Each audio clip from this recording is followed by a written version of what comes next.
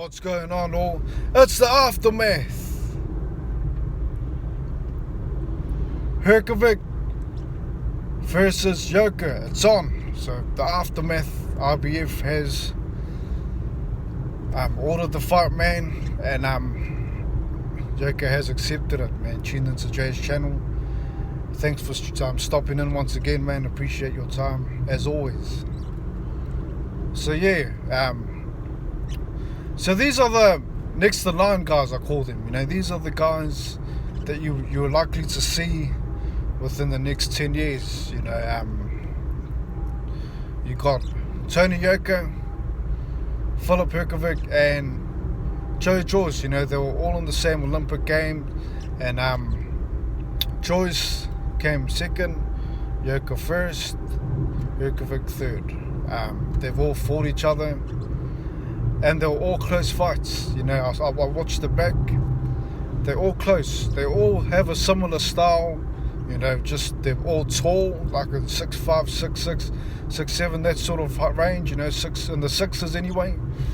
So this is the giant heavyweight era. You know, this is exactly what I'm talking about. You know, this is what heavyweight boxing is now. You know, guys fighting at 6 foot and up. And the high sixes, you know, I'll say 6'5" and up.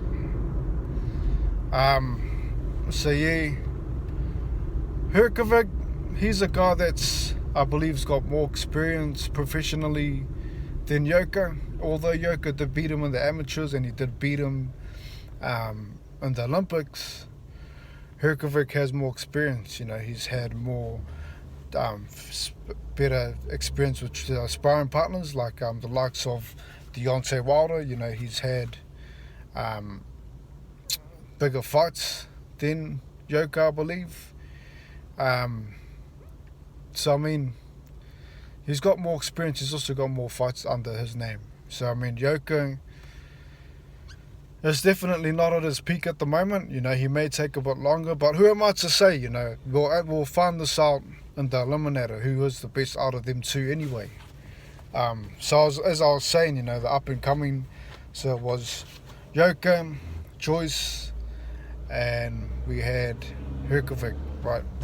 So those were the three. So this is the triangle here. Let's see who's at the point of this triangle. You know, they all have similar styles: slow, tall, strong. I would say probably Yoka has faster hands out of all of them. I would say that Hrgovic has good movement, and I'll say that Joyce has good accuracy and movement. You know, his punching is always on the target, you know, and I think that he's more of a force choice, you know, but it is hard to say. Like I say, you know, we have to see what happens in this fight. I give power to Joyce as well. I think that he's got the most power. I think that Hrgovic also has good power.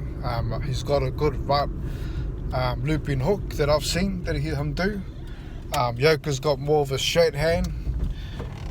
But all of them definitely choose their shots well. You know, when they're punching, when they're throwing, they're very selective of what they use. You know, Yoka is a guy that uses the right hand a lot because his power lacks the most out of them three, I believe, in my opinion.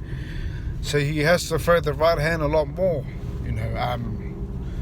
So yeah, this is going to be a good fight, I believe. A sort of similar, or reminds me about from the Dillian Whyte Anthony Joshua, when Dillian Whyte beat him in the amateurs, and then, you know, Joshua came back and beat him. So I mean, let's see if this is the same scenario with Hrgovic. So Yoka has beaten Hrgovic in amateurs. Yoka has beaten Hrgovic in the Olympics. I mean, let's see how he adapts professionally. I think it's a good fight. I think that it's one of those fights that we have to wait and see who wins. I would say it's a 50-50 fight, but I am favouring Hrgovic just because of his experience at heavyweight professionally. I believe that he's had more time sparring. He's done more rounds than Yoka.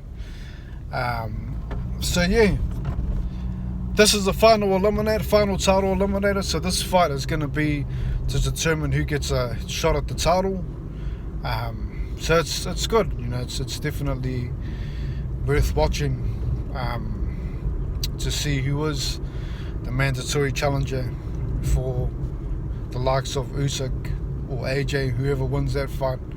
This is an IBF, like I said, so you all know Fury's got the WBC. Usyk at the moment has the IBF and multiple other belts. So I mean, the winner of this fight should get a shot at them next.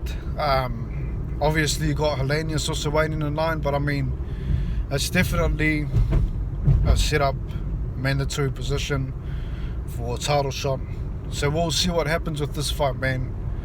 We'll see who is at the point of this triangle, of Joyce, Yoka and Hrgovic. We'll see who is the best out of them three. Obviously Joyce has beaten the better opposition. He's beaten, Dubois, he's beaten Takam, he's beaten a lot of top contenders here. These guys are this is probably their first real test. I mean, they have beaten Stavern and Hammer and people like that, but I mean, this will probably be their first real test, to see where they're at. But whoever wins this, there's only one way after this, and that's to fight all the top contenders. The loser can always come back. But that being said, they are. I think Yoka is in his 30s, so I mean, it's very important for him to win. And also, both of them don't really have much of a fan base here. So I mean, this is a very important fight for both of them to make sure that they win this fight, man, so that they can get some big fights, they can get some, some recognition, and they can get some good money and good promotion, promoting themselves, fighting top contenders. I mean, it's a big fight and it's a big deal for both guys.